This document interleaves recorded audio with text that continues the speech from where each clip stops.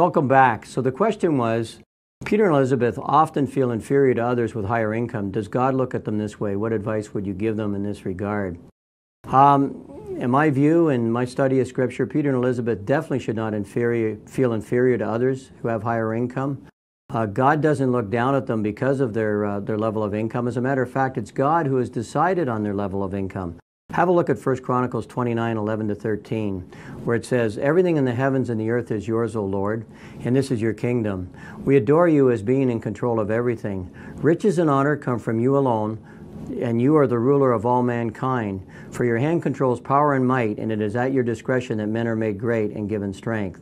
So it's, I think it's pretty evident that it's God who's in control, and it's God who's going to decide on their level of income. So there's no way God's going to look down upon them because they had very little. And if you actually look at some of the apostles in Scripture, they had very little financially as well. And even Jesus said, "Foxes have holes and birds of the air have nests, but the Son of Man has no place to lay his head." So it's God doesn't look at them that way. And I think really what is the key here is Peter and Elizabeth need to learn to be content with God's provision.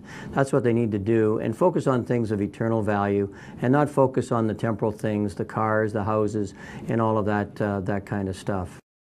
So the next question, if you were their financial advisor, what would you advise them? And hint, I would get hint, there's some excellent verses in the previous teaching. So whenever you give advice to somebody on their finances, always try to provide a reference to Scripture to make sure that you're giving biblically based financial advice. So let's say you're their financial counselor or financial coach. How would you advise them? The video will stop. Discuss it if you're in a small group. Then click on the next video for the suggested solution.